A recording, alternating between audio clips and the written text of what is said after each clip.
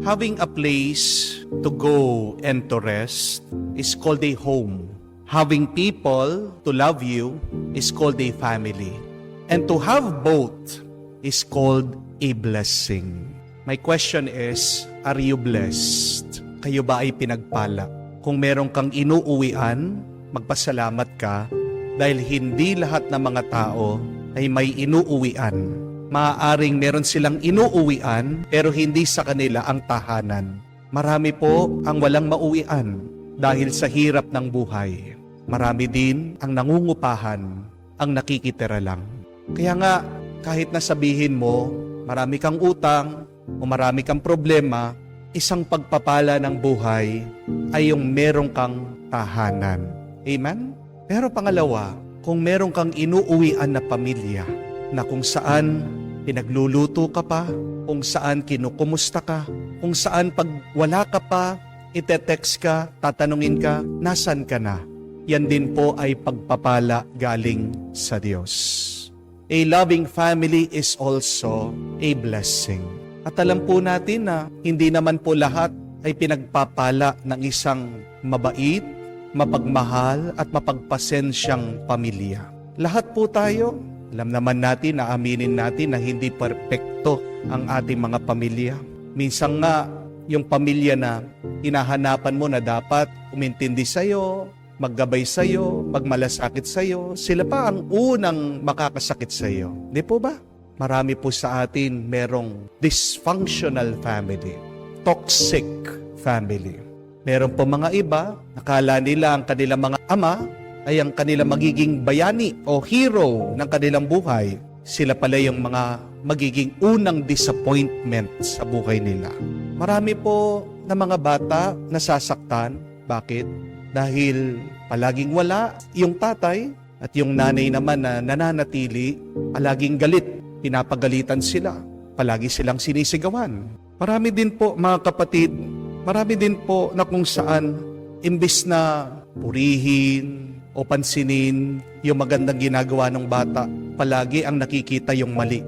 Masakit din po kapag sa pamilya, kinukumpara niyo yung bawat isa sa ibang tao.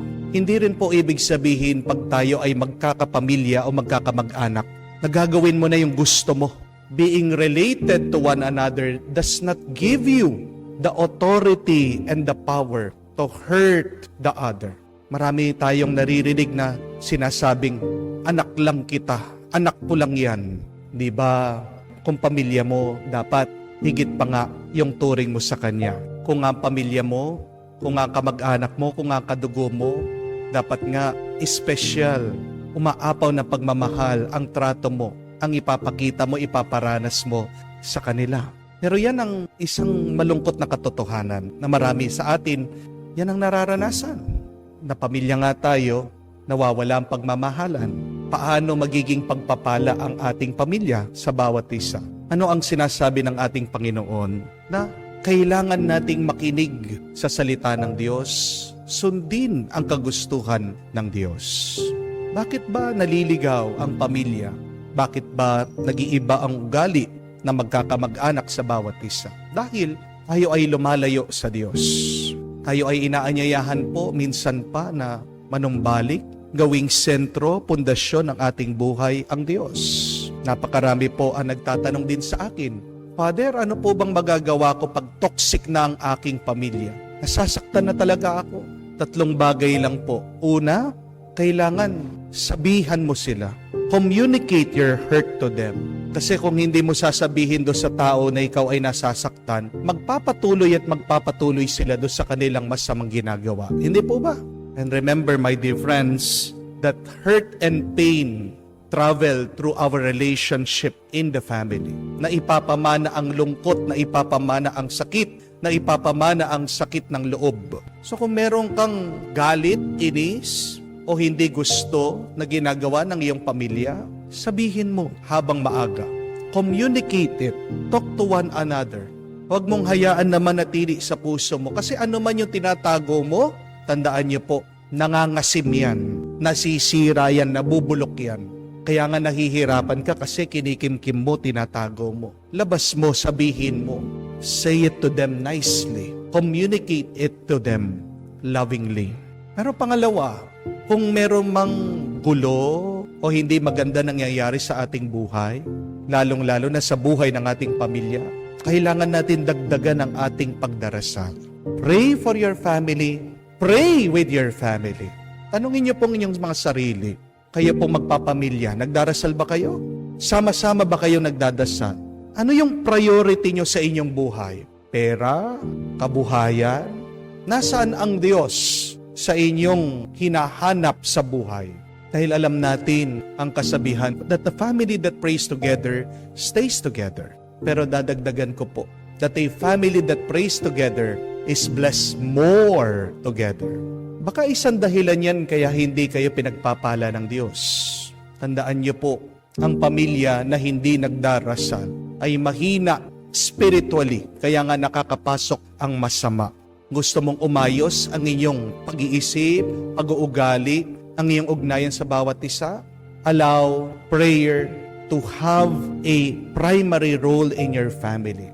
Naway wag niyong baliwalain ang kapangyarihan ang magagawa ng panalangin sa inyo. Hindi po sapat na tayo'y nagdadasal 1 oras sa 1 linggo. Alam natin na higit pa dyan ang kailangan natin. Alam natin napakaraming mga problema, pagsubok ng buhay, at walang ibang makakatulong sa atin o hindi ang Diyos. Amen? So do not only pray, but pray together as a family. Pero pangatlo at kahuli-hulihan, kung talagang masyado ng malala at hindi na tama ang nangyayari sa pamilya, it is better to distance yourself from them. Remember that it is not wrong to cut off somebody in your life, even if they are your family. Kung talagang inaabuso ka, kung talagang sinasaktan ka, lumayo ka o ilayo mo sila sa iyong buhay. Hindi naman po ibig sabihin pag tayo'y magpapamilya o magkakamag-anak na dapat palagi dikit-dikit. Tingnan niyo po, madalas pag dikit-dikit tayo, kahit na magpapamilya mga yan, nagkakagulo. Yung mga magkakapatid, nag-aaway, minsan sulsol ng kanilang mga kanya-kanyang asawa. So kung hindi na nakakatulong, kailangan nating bumukod. Hindi naman po totoo yung sinasabi na blood is thicker than water. Narinig natin yung kasabihan na yon. Mas totoo at mas mabuti. Tandaan niyo po that peace is thicker than blood.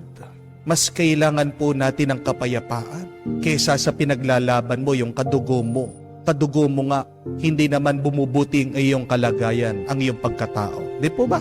Kahit din ang ating Panginoon, pinapaalala sa atin yan eh. Ano ang sabi niya? That whoever loves his mother and father and brother, sister more than me is not worthy of me. Kung ang nagiging daan, kaya napapasama ka, yung pamilya mo, inaanyayahan tayo ng Diyos na lumayo-layo sa kanila. Blessing ang pamilya. Kung tinutulungan kanilang mapalapit sa Diyos. Tandaan niyo po yan. Alam din po natin yung kasabihan, di ba? Naririnig natin. Walang ibang magmamalasakit sa iyo kung hindi ang iyong pamilya. Amen? Pero minsan, meron din po mga taong nagmamalasakit sa atin kahit na hindi natin sila kadugo. Sino talaga ang tunay na nagmamalasakit sa atin? Dalawa. Una, ang Diyos. Pangalawa, yung mga pinipili na tayo'y mahalin. Tandaan niyo po yun. Hindi po automatic na kapamilya mo, kamag-anak mo, agad-agad pipiliin kang pagmalasakitan, mahalin, ibigin. Hindi po ibig sabihin na kapilido mo yan o katabi mo ng bahay na ikaw ay agad mamahalin. Hindi. Dalawa lang ang magmamalasakit sa atin. Ang Diyos at yung mga gusto tayong mahalin.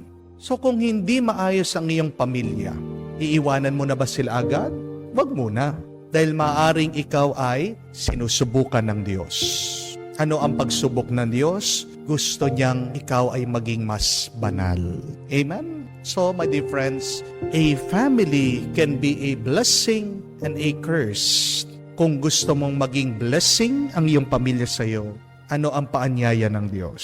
Pakinig sa salita ng Diyos, sumunod sa kagustuhan ng Panginoon.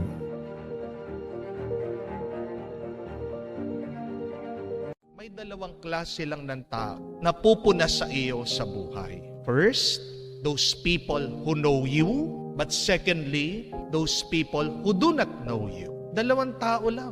ang magkri-criticize, pupuna sa iyo? Una, ang mga taong kilala ka, people who know you. Pero pag ang mga taong kakilala mo, sinasabihan ka sa mga pagkukulang mo, sinasabi sa iyo mga kasalanan mo, magpasalamat ka. Bakit? Dahil mahal ka nila. Hindi nila sasabihin ang mga pagkukulang mo kung hindi ka nila mahal. Bakit nila sinasabi? Bakit ka nila pinupuna? Kasi gusto nilang mapabuti ka. They want you to improve yourself. Alam naman nila na masasaktan ka sa mga sasabihin nila, di po ba? Pero tingnan niyo po yun. They are risking your good relationship just in order for you to be good. Kaya nga sana ma-appreciate mo yung kanilang ginagawa. Ang hirap kaya sabihan ang isang tao sa kanyang pagkakamali. Hindi po ba? Pero yung taong yan, naglakas ng loob, nilapitan ka, sabihan ang iyong pagkakamali kasi ayaw nila na mas lalo kang mapasama. When people that you know criticize you, thank God for them and understand that they love you. What they are doing is something good. Amen?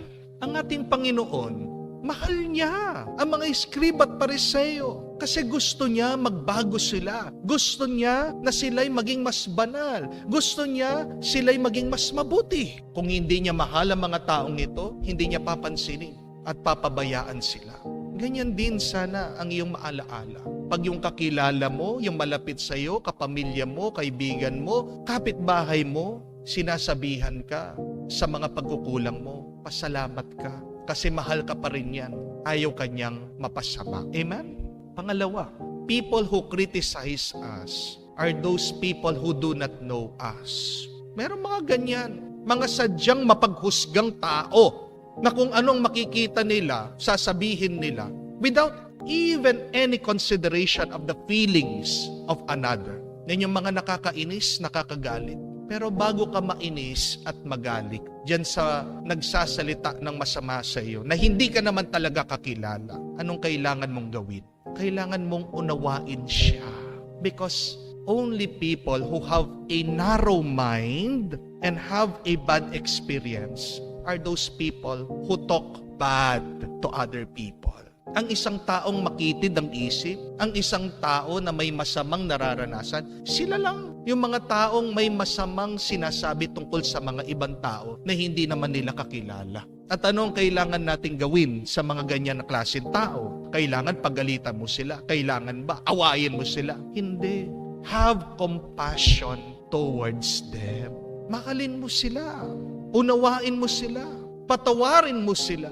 Because remember that principle, hurt people. Ang mga taong nasasaktan, sila lang yung mga taong may nasa na makasakit sa iba. Dahil pag ang isang tao masaya, ang isang tao kontento, pag ang isang tao payapa, hindi naman maninira yan ng ibang tao. Hindi po ba?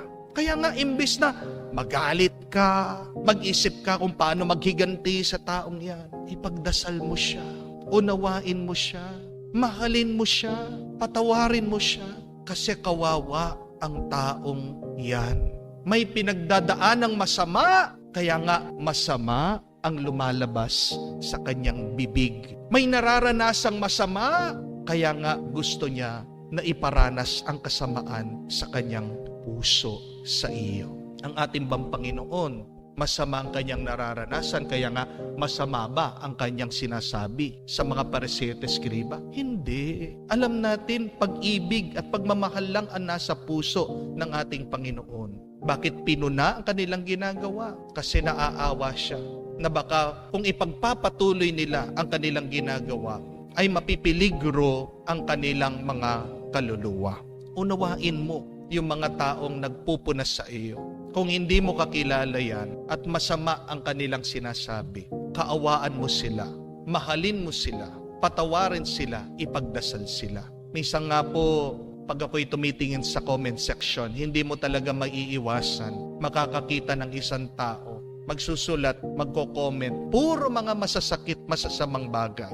Meron po, imbis na magalit ako, naaawa po ako. Bakit? Kasi po, ganito yung naiisip ko eh. Tingnan nyo na itong taong ito, nag-ubos ng oras para mag-type, sumulat ng masama Di po ba nakakaawa yun? Inuubos mo yung oras, grasya, buhay, panahon na binigay sa iyo ng Diyos dito. Para sa ano? Para gumawa ng masama. Para maglabas ng sama ng loob. Di po ba nakakaawa yun? Kasi napakaiksi lang po ng buhay natin. Di po ba? Tapos uubusin mo lang sa pagsasalita ng masama. Bakit hindi natin ubusin ang ating buhay at ating panahon dito sa mundo sa pagsasalita ng mabuti, sa pagtulong sa iba?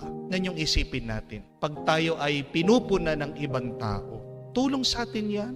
Hindi naman tayo dinadown. Kung talagang nararamdaman natin na tayo ay sinisiraan ng isang tao, huwag kang magalit. Unawain mo ang taong yan.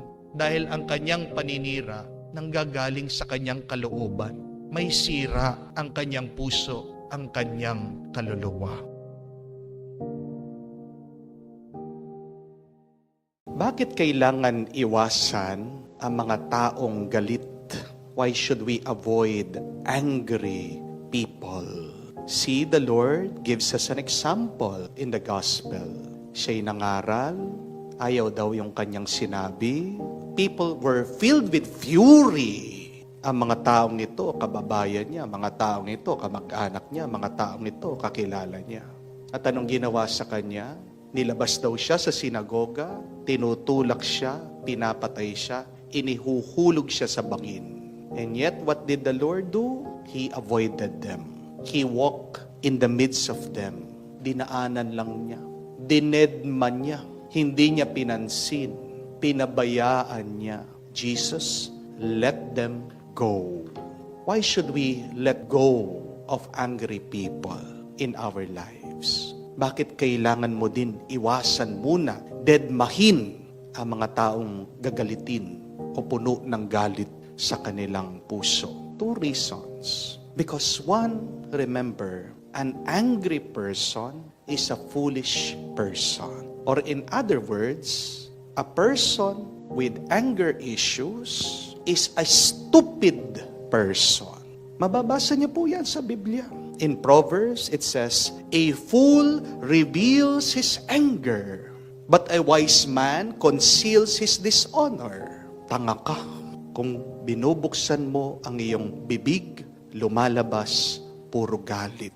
Sira ang ulo mo pag pinapakita mo ang galit mo sa ibang tao. Pero matalino ka, marunong ka, kung kaya mong kontrolin, kaya mong hawakan, kaya mong disiplinahin ang iyong sarili, pag naiinis ka na, pag nagagalit ka na, pag nanggigigil ka na. Choose. Are you a wise person or are you a stupid person? Sino ba sa atin dito ang gustong maging tanga? Wala. Sino ba sa atin dito ang gustong tratuhin na sira ang ulo, na hibang? Wala.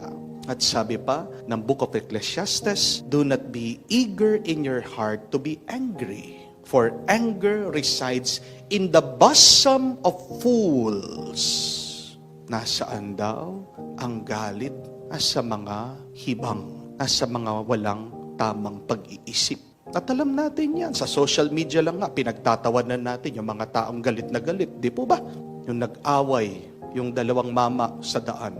Anong ginawa nila sa kanilang pagtutuos? Nagduraan. Nakakatawa. Di po ba? Wala sa tamang pag-iisip. Pag nagkaroon ng alitan sa gitna ng daan, ayun, lalabas na, nagmumura na, nagwawala na. Pinagtatawanan natin. Ano ang nagagawa ng isang taong wala sa tamang pag-iisip? Nakakasakit siya. Di po ba? Kaya nga, pag nagkaroon ng road rage, galit sa daan, dahil gitgitan, hindi pinagbigyan. Nagasgas na yung sasakyan. Sa galit, ayun, inatras. Lalo pang binangga.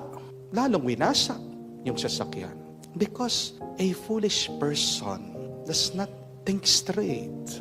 Hindi iniisip ng isang taong hiba kung ano yung tama at mabuti.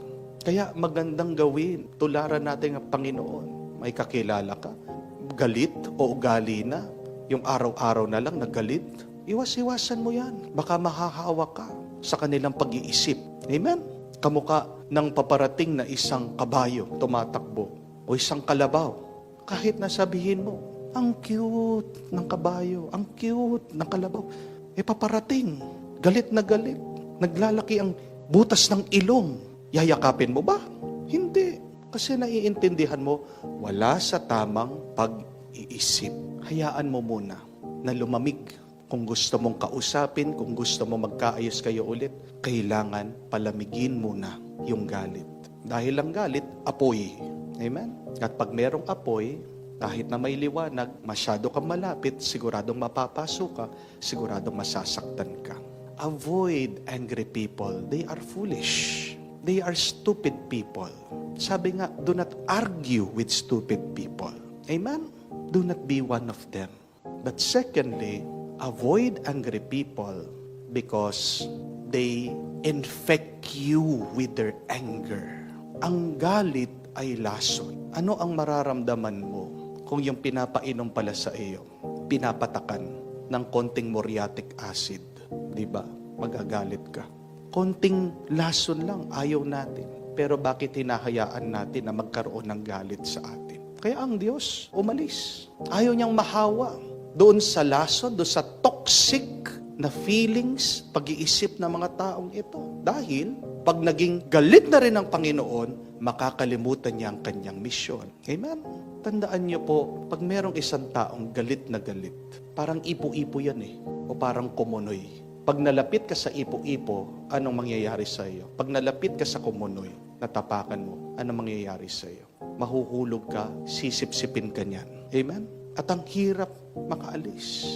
It is a force that is so difficult to get free from.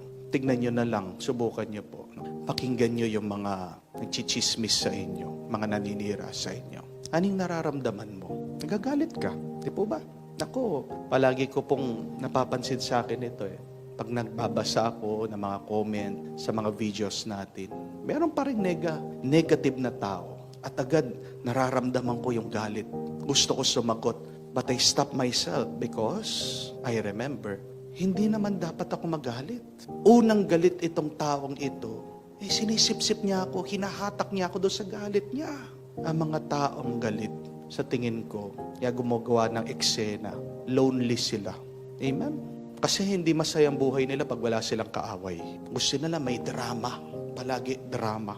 Pero anong epekto nun? Pag puro drama, puro away, may epekto din sa ating puso. Tumitigas yung ating puso. Hindi mo alam, nagkakasakit din ang iyong kaluluwa. Lason Huwag tayong magpaninlang sa hatak ng galit. Because remember, anger begets anger. Hindi naman pwede na anger begets happiness. Imposible na galit ka pagkatapos ang bunga nun tuwa. Hindi pwede. But happiness begets happiness. Kung pinipili mong maging masaya, manganganak yan ng mas maraming saya. And remember, happiness is always a choice. How can you be happy? Walk away from these angry people. Walk away from these toxic people. Layuan mo ang mga taong hindi tama ang kanilang pag-iisip. Masisira ka lang nila, masasaktan ka lang nila, at magiging miserable ka pa. Hingin po natin ang tulong ng Banal na Espiritu pag meron ng taong galit malapit sa ating buhay. Dahil pag nandyan ang Banal na Espiritu, nandyan ang katalinuhan, wisdom, nandyan ang tuwa, joy. Hindi natin kailangan ng galit sa buhay natin. Amen? What do we really need in our life? Only God, only His Spirit.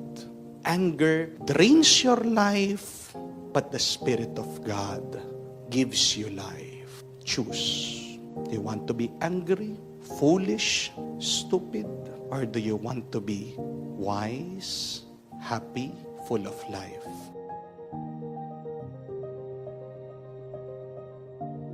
Kung kayo po ay pupunta sa hospital, anong makikita nyo doon? Mga taong may sakit, di po ba? Pag kayo po ay pumunta sa kulungan, ano po makikita nyo? Mga preso, mga nakakulong, mga taong nakagawa ng kasalanan o masama, di po ba? Pag kayo po ay nakapunta sa mental hospital, ano po makikita nyo doon? Mga taong baliw o sira ang ulo, di po ba? Kung nandito po kayo sa mundo, anong makikita nyo? mga baliw, mga masasamang tao, mga taong may sakit, ang makikita mo kung ikaw ay nabubuhay dito sa mundo. Mga taong hindi perpekto. Amen? Gusto mo bang makakita ng taong perpekto? Gusto mong makakita ng taong banal? Saan ka pupunta? Sa simbahan? Hindi. Kasi minsan, di po ba, yung mga taong simbahan, hindi rin perpekto. Minsan yung mga taong simbahan, marami ring kasalanan. Di po ba? Hindi rin perpekto ang mga taong simbahan. Saan ka pupunta para makita mo yung mga taong banal, mga taong perpekto? Hindi sa langit. Kaya nga kung gusto mong maranasan, makasama yung mga taong banal at perpekto, anong kailangan mong gawin? O di, kailangan mo munang mamatay at panalangin mo, ikaw ay tanggapin sa langit. Di po ba? Bakit kasi napakarami sa atin na di-disappoint? Napakarami sa atin na di-depress, nalulungkot, nagrereklamo sa mga tao na nakakasalamuha natin, nakakasama natin, sinasabi natin, bad trip naman ito. Nakakawalang gana naman ito. Nakakasira naman ang diskarte ito. Kasi napaka-moody minsan. Minsan hindi ko siya maintindihan. Dati, napakabuti niya. Nagiba yung ugali. Naging napakasama sa akin. Sinisiraan ako. Bakit merong taong nakaka-bad trip? Kasi ang katotohanan, mga kapatid, tayo ay nabubuhay at nakatira pa rin dito sa mundo na kung saan lahat ng ating mga makikilala, makakasama, makakasalamuha, hindi perpekto yan. Nag-iiba ng ugali yan. At may iba-ibang nararamdaman yan. Pag naintindihan mo yun, magiging payapa ka, magiging mapagpasensya ka, at madadagdagan ang iyong tuwa. Naiintindihan po yan ng ating Panginoon. Narinig niyo po ba sa ating ebanghelyo? Siya'y naglalakbay, pero pinigilan siya. Ayaw siyang patuloyin ng mga tao ng Samaria. Wala naman siyang ginagawang masama eh. Kaya nga itong mga ibang alagad, apostol, nagalit sila. Sabi, Panginoon, magdasal tayo, pagdasal natin na maparusahan ng mga taong ito. Napakasama nila. Pero ano pong ginawa ng ating Panginoon? Pinatahimik sila at sabi, tara, humanap tayo ng ibang daan. Nakita niyo po yun? Hindi po nagpa-apekto ang ating Panginoon dahil lang sa masamang ugali ng iba. Hindi na bad trip si Jesus dahil bad trip ang iba. Hindi nagbago ang mood ng Panginoon dahil napakapangit ng mood at ugali ng iba. Yan po yung hamon sa atin. Others may be having a bad day, but yours should not be ruined and destroyed by their bad day. Allow people to have their bad day. Pabayaan mo mga tao kung bad trip sila. Pero kung ikaw masaya ka, edi masaya ka. Because all of us, my dear friends, are entitled to our own feelings. Tandaan niyo po yun. Karapatan natin na maramdaman kung ano yung gusto mong maramdaman. Kung ikaw ay galit, galit ka. Kung ikaw ay malungkot, malungkot ka. Kung ikaw ay depressed, depressed ka. Kung ikaw ay walang gana, tinatamad, wala kang ganit, tinatamad. Pero sana, kung ang iba, pangit ang kanilang nararamdaman, huwag kang makisama doon. Huwag kang paapekto sa nararamdaman nila kung hindi naman yon yung iyong nararamdaman. Respetuhin mo, bigyan mo ng kalayaan yung iba sa kung ano ang kanilang pinagdadaanan. Nakita niyo po ang Panginoon, hindi naman po nagsalita. Nakita niyo naman po ang Panginoon, pinabayaan sila. Jesus respects their feelings. Jesus respects their choice. Pero nang ginawa ng Panginoon, hindi siya nakisali doon sa masama na kanilang iniisip, doon sa masama na kanilang nararamdaman. Siya'y umalis, naghanap ng ibang daan. Anong ibig sabihin? Pinagpatuloy niya yung kanyang misyon.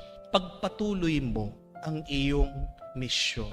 Pagpatuloy mo yung mabuti na iyong ginagawa. Kahit na may nakakabad trip dyan sa tabi mo, Kahit na disappointed ka sa ibang tao, kahit na nalulungkot ka dahil nag-iba yung iyong minamahal, ang importante, yung sayo, ituloy mo kung yan mabuti, kung yan nakakapagpasaya sa iyo. Para maging masaya ka, para maging payapa ka, kailangan mong intindihin, unawain ang kalikasan ng tao. Ang tao minsan masaya, may gana, pero minsan ang tao nalulungkot at masama ang ugali niya. Pag masama siya, anong kailangan mong gawin? Sundan mo yung halimbawa ng Panginoon. Tumabi-tabi ka muna. Palamigin mo sila. Pag okay na sila, doon ka bumalik. Parang sa larawan, ganito lang po yan eh. Pag nakakita ka ng isang galit na kalabaw na nagwawala, ano pong kailangan yung gawin? Di ba? Kailangan umiwas ka. Di po ba? Pero meron mga iba, sasabihin nila, hindi ko naman sinaktan yung kalabaw na yan eh. Bakit ako aalis? Bakit ako tatabi? Walang pakialam sa'yo. Yung galit na kalabaw, sinaktan mo siya o hindi mo siya sinaktan? Ang mahalaga sa kanya ay mailabas niya yung kanyang galit.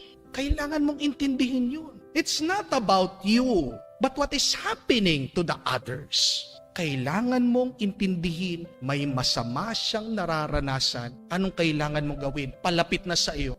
Tumabi ka. Umiwas ka. Huwag mo sasabihin na, mabuti naman ako. Wala naman akong ginawa sa iyo.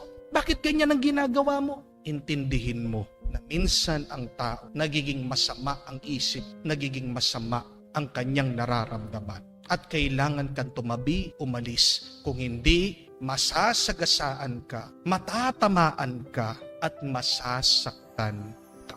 Pabayaan mo ang ibang tao kung meron silang masamang nararamdaman at nararanasan. Pero ikaw ang mahalaga. Piliin mo maging masaya ka.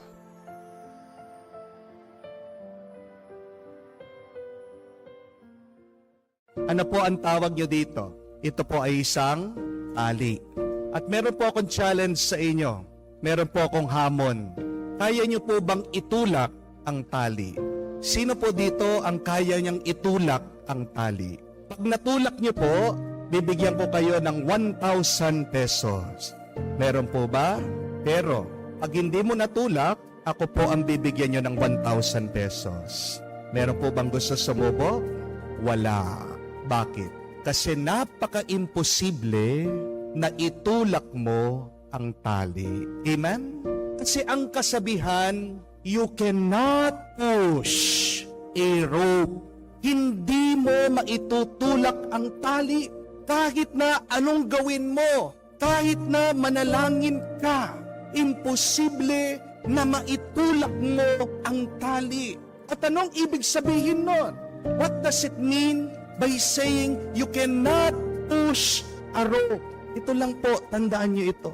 Hindi mo mapepwersa ang mga tao. Amen? Hindi mo mapipilit ang tao. Oo, pilitin mo ang tao, pwersahin mo ang tao, susunod siya, pero sasakit ang loob niya sa iyo. When you force somebody to do something that you want, and yet they do not want to do it, there is resentment, there is anger. Kaya nga po tingnan nyo, pinipilit nyo yung mga anak nyo, kumuha ng kurso na hindi nila gusto, mag-nursing ka, mag-accountancy ka, mag-engineering ka, oo, susunod sa inyo. Pero pagkatapos, tignan nyo po, maghahanap din ng ibang kurso. Tumatanda, may tinatago na sama ng loob sa inyo. Kayo po mga misis, di ba palagi pinepwersa nyo, pinipilit yung mga asawa nyo? Sumusunod naman po, hindi po ba? Pero sumasakit din ang loob sa inyo. Kaya nga hindi mo masisisi, naghahanap ng ibang mas sweet. Naghahanap ng ibang makakaintindi sa kanila.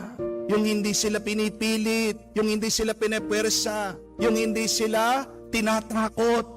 Naghahanap sila na sila naman sana yung masunod, sila naman sana yung pakinggan, sila naman sana yung bigyan ng pansin. Walang tao ang nag-i-enjoy, natutuwa, masaya, na tinutulak, pinipilit at pinipwersa. Amen? Yan yung ibig sabihin na you cannot push a rope. At naiintindihan po ng Diyos yan. Kaya nga ang Diyos, Kahit na gusto niya magbalik tayo ng loob sa Kanya, hindi tayo kailanman pinwersa ng Diyos. Hindi tayo kailanman tinulak ng Diyos sa Kanyang kagustuhan. Anong ginagawa ng Diyos palagi? Hinihila tayo ng Diyos. God always attracts us to do the good. God always draw us to a life of holiness. Tingnan niyo po, sinasabi sa Ebanghelyo, pinadala ng Diyos ang propeta si San Juan Bautista. Ano po ang larawan ni San Juan? Isa siyang liwanag na nagbigay tuwa sa mga tao. Oo nga naman, pag nakakita ka ng bahay, hindi po ba?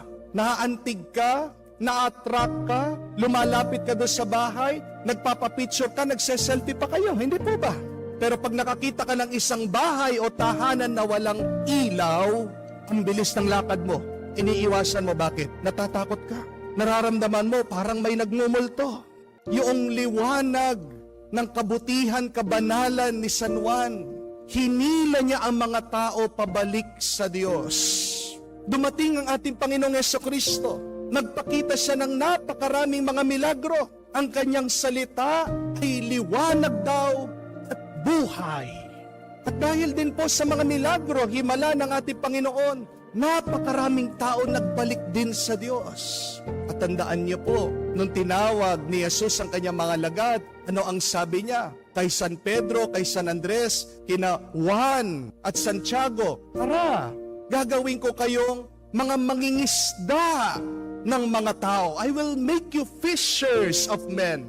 At ano po ang gamit ng mga namimingwit, ng mga nangingisda, kung hindi tali?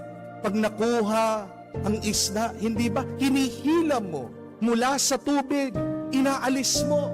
At ganyan din ang ginawa ng mga apostoles ng Diyos. Tayo ay hinuli, nilapit, hinila, papunta sa Diyos.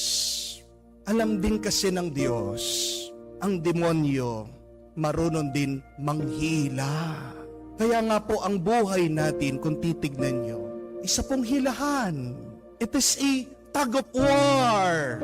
Ginagamit ng demonyo ang mga tukso, hinihila ka niya, papunta sa kanya, para masira ang kaluluwa mo. Pero ang Diyos, hindi din siya magkukulang. Napakaraming ginagamit ng Diyos. Mga paraan, karanasan, tao, para din tayo ay mahila, para magtagumpay siya, makuha din niya pabalik itong ating mga kaluluwa. Ang tanong, kanino ka magpapahila? Sino ang mananalo sa buhay mo? Pero isa din hamon ito sa atin. Tulungan din natin sana ang Diyos sa paghila niya sa atin sa kabutihan. Sana tayong mga Kristiyano, huwag tayong maging dahilan ng paglayo ng ibang tao sa Diyos. Do not push people away from God. Kala natin, sa pagpapwersa natin, pagpipilit natin sa mga tao, napapalapit natin sila sa kabutihan, pero hindi. Because the fact is, nobody wants to be forced. Even if you are forcing them to the good, to what is holy. At ang tanong, paano mo mahihila ang mga tao sa Diyos?